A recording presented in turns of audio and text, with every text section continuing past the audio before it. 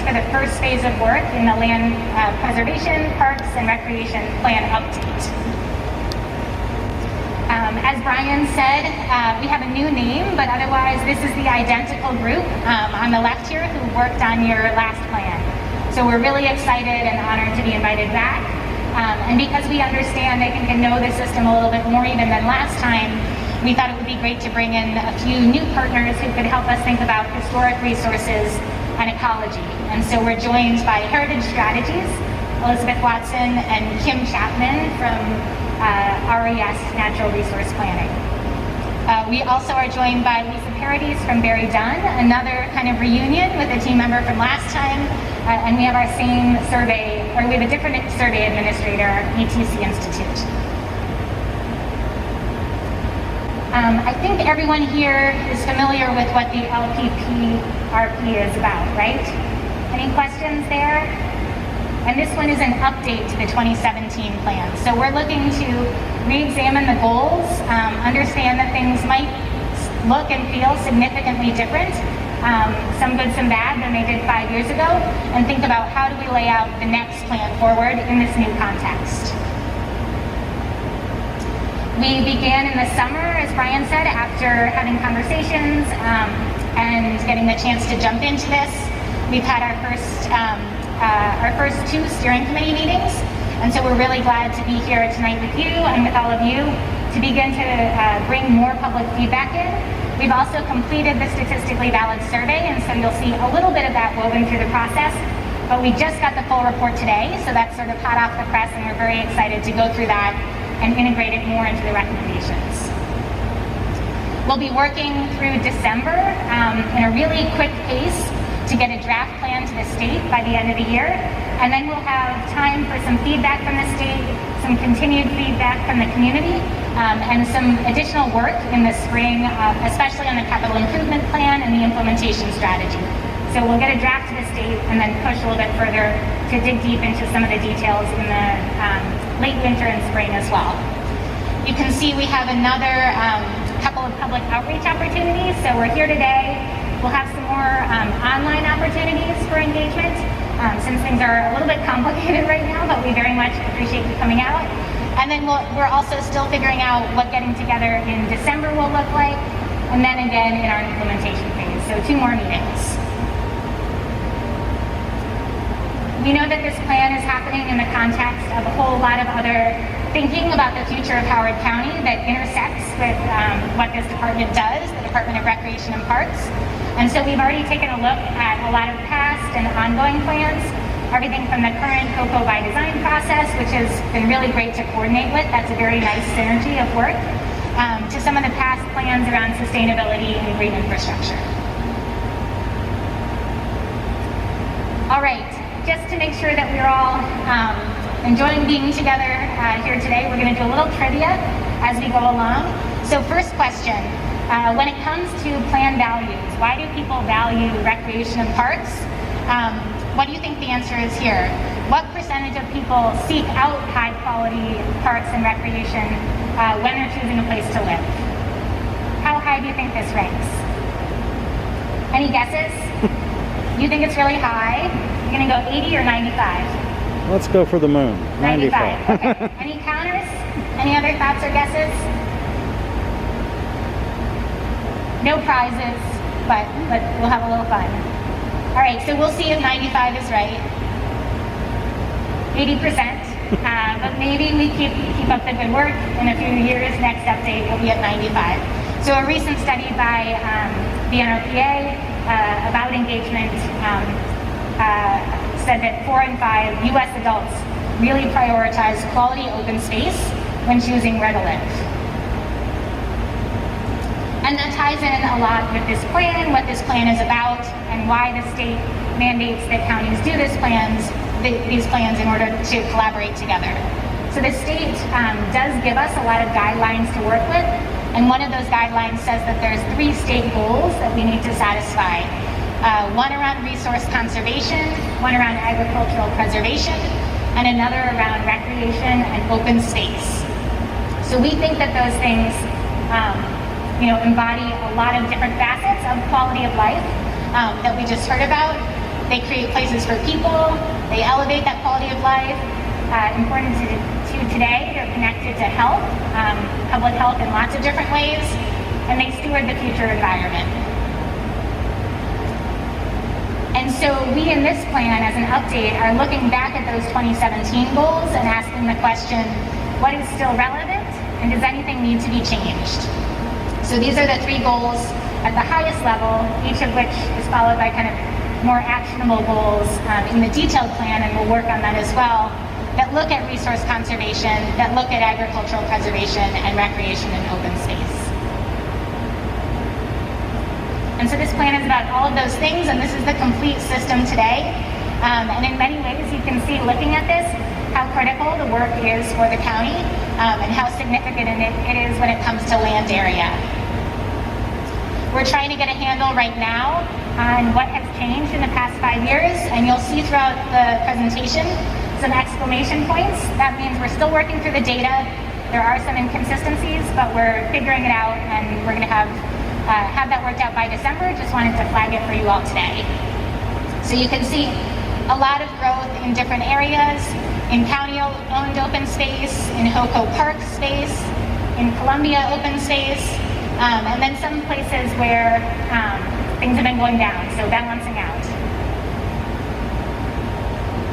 And the really big number, just to point out, that we're still confirming is conservation easements that are really increased. Okay, one more quiz. Hopefully you're warmed up. Resource conservation. This is a question specific to your county from the statistically valid survey that we just got back. How do you think Howard County residents answered when they were asked, how should the county prioritize future funding? What's most important? Anyone want to shout out a letter, hazard a guess, or a number? Is it about developing land that has already been purchased into usable space, buying new land for later, buying new land specifically for resource conservation, buying new land specifically for agricultural conservation, or renovations? Number 3. Number 3, natural resource conservation. A nod. Is that a number 3? Number 3. Anyone else have a guess about what's the top priority for the community? Number 5, renovation. Yeah.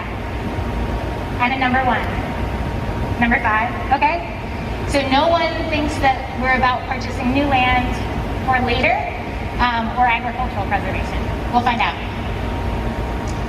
All right. You all hit on 1, 3, 5. Those were the top 3 responses, with developing land that's already been purchased and making that available to the community as the top response. So one of the pieces that we're looking at is historic resources. We're getting a handle on the inventory right now. There's some really high quality work being done in planning and in stewarding these resources across the county. So we've had some great conversations with the staff doing that work, both within this department as well as planning and zoning. So right now, 27 DRP-owned historic sites across the county. And you can see too that there's a lot of other entities who own, maintain, and manage and contribute to the historic resources within Howard County. Some of those relate to the state and national designations. And what we're seeing in terms of themes when it comes to historic resources is, like I said, a lot of really good work is being done. Since 2017, when we did the last plan, staff has grown. There's more sites and museums that have been acquired, and new plans have been put in place, which is really critical to shepherd these forward. At the same time, I think we all feel the kind of urgency around this question, that what is happening with the climate and flooding has damaged a lot of historic properties, and so there's a real urgency to act and think about how to take care of the resources in that new context. There's very few locally protected historic districts, and so often demolition by neglect happens. So wanting to get a handle on being intentional and proactive and upfront. And then that programming of sites is ongoing. Not all sites are programmed. So at this point, more sites and a question about, can we interpret more? And there be more of a system-wide interpretive approach to historic resources in Howard County. we're also looking at resource conservation. So now we'll turn and look at natural systems as well as agriculture. And that really, when we think about the 60,000 acres of open space in general within the county, that's over half of what that system is comprised of. So we're dealing, of course, with a place that has changed over time, and that is very much happening at the sort of combination of living, farming, getting around, and natural systems coexisting very closely with development. So that leads to a pattern that in some places, has fragmented canopies, feeling the push and pull of development through invasive species, deer, and again, climate change. So a lot of these factors increase water or impact water quality and increase flooding. We're looking at a whole variety of facets when it comes to the natural resources. One of those, of course, is hydrology. We know how important it is to be part of the Chesapeake Bay watershed and to think about water quality and quantity. And so looking at kind of the different subwatersheds as well as where there's more impervious surfaces, and understanding, of course, the eastern, more developed half is more impacted. So you can see this is about percentage of impervious acreage per watershed. And then getting down on the ground, right? So at the scale of the county, we're always trying to think about how does this impact the on-the-ground experience and the on-the-ground health of the streams or the canopy.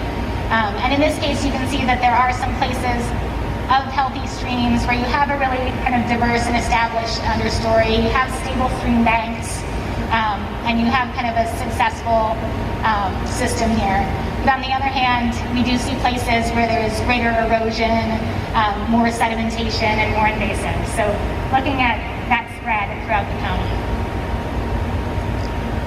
Also looking at tree canopy, this is just another factor.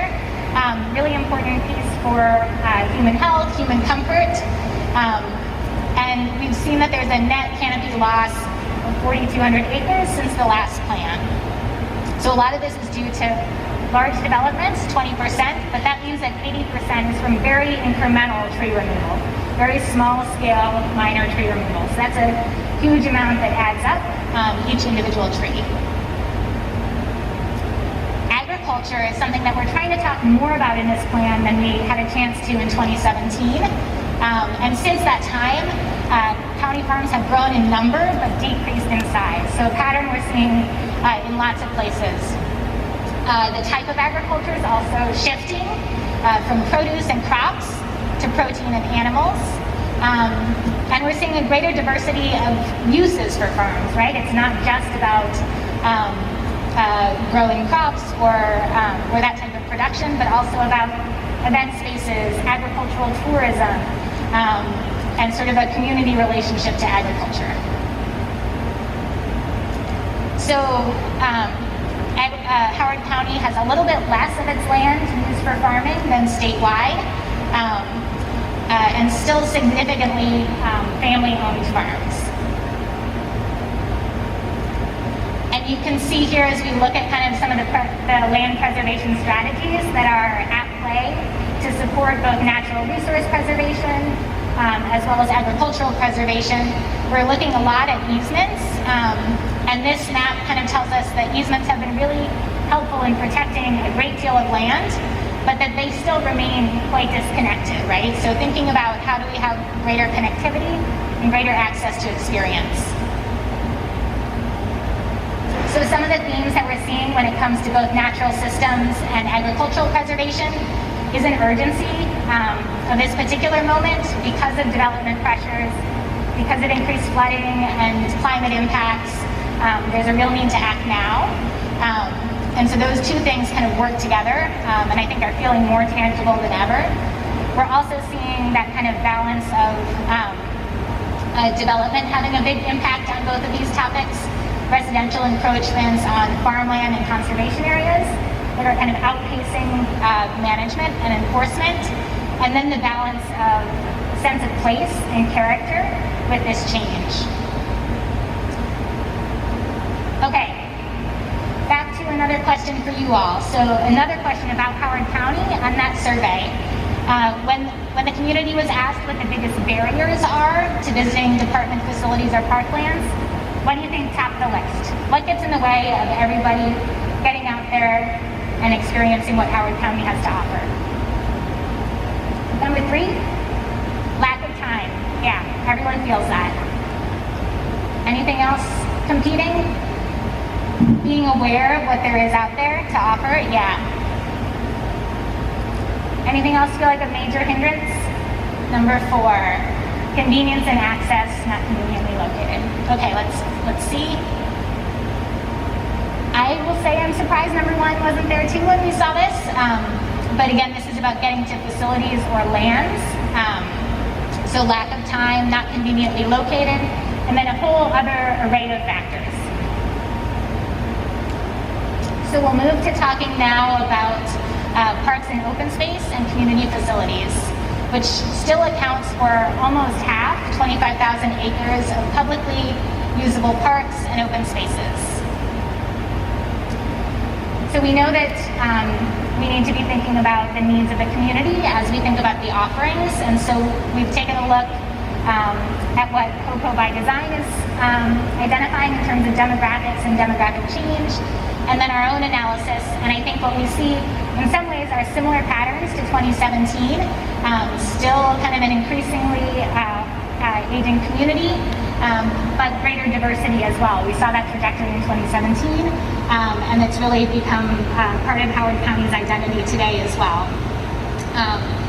As the population is growing and densifying, those large land parcels are becoming harder to come by. We saw this in the farms as well, right? They're smaller. And there's some unevenness between access to parks and open space between the rural west and the urban east. So we'll think about that as we look at some of the data. So this is what we're talking about when we say those 25,000 acres of publicly accessible open space today. And some of that in red is owned by Howard County Department of Recreation and Parks. And then there's a whole other array of owners and managers as well. Right now, we have our handle on Department of Recreation and Park owned amenities, so county-owned amenities. We're confirming some of these numbers, but this is about what we're looking at in terms of confirming the inventory and understanding 101 parks, 3 community centers, almost 9,000 programs, so a really diverse set of offerings. We're looking at those numbers and comparing them to peers, and so in this case, we're looking just at a really large number, 125 agencies that fit within the population range and have a similar 5-year capital budget, and looking at the places where Howard County has more amenities or less than these peers. So just, I'll highlight a couple of them.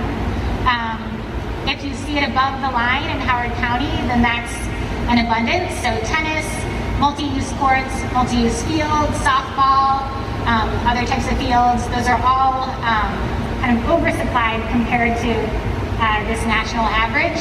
When we look at youth soccer fields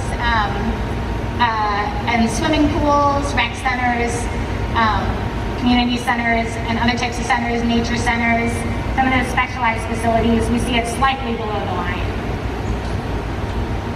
But that's at the whole, the level of the entire county. So we are trying to drill down into different planning districts as well and understand that at a more fine-grained level. We're also trying to look at that in terms of equity, right? And understanding it's not always as easy to access facilities due to affordability or proximity, as well as demographics. So the state of Maryland gives us a park equity atlas that weighs a variety of factors and says that Howard County has an overall score of 0.26, but what that really means is there is diversity in terms of equity and need. So if you see a darker shade that says higher need for access to public facilities. It also gives us guidance about a methodology for then calculating how are we doing stacking up in terms of access. And so when we think about the rural west, we're trying to provide access according to the state guidelines within a 5-minute drive and a 15-minute drive, comparing and seeing if if services are provided within that reach. And then in the eastern area, a 10-minute walk or a 5-minute drive, so adding in walkability in the east. And what this tells us is that the rural west does meet state guidelines to provide access within a 5-minute or a 15-minute drive, within the 15 minutes, but not the 5 minutes. And then we do have some gaps that we'll dig into in the east when it comes to the 10-minute walk and 5-minute walk. So here's what that looks like when we just look at every park, those 101 parks across the county, as well as factor in state parks, and 100% of residents are within 3 miles of a park. 73% of the county is within a 5-minute drive. So getting into that target of a 5-minute drive, about 3/4 are. We're doing that for every amenity, but I'm not going to show you every single one tonight. We're happy to talk about that. It'll be in the plan as well.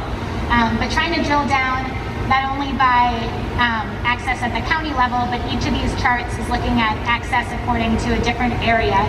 Ellicott City, the rural west, Columbia, the southeast, and Elkridge. And trying to figure out where are there gaps and where should this plan make recommendations to close some of those gaps when it comes to overall acreage or individual amenities. And what we're seeing a little bit just in doing that analysis so far is that parks and recreation programs need to be nimble and anticipate those kind of changing community needs. There's some opportunities perhaps to strengthen partnerships. Certain districts are showing some specific needs. So the western and eastern populations of the county have different demographic needs, and we're trying to figure out how this plan can respond accordingly, not just quantitative gaps, but also specific needs. And then we need to be responding to the aging population and to the greater diversity as well, with the specific amenities or programs needed there. Okay, one more question. So this one, the last question was about access to facilities, the biggest barriers to that, and this one's about programs. So if you're thinking about programs, what are the biggest barriers to participating in department programs? Same answers, or you want to change them?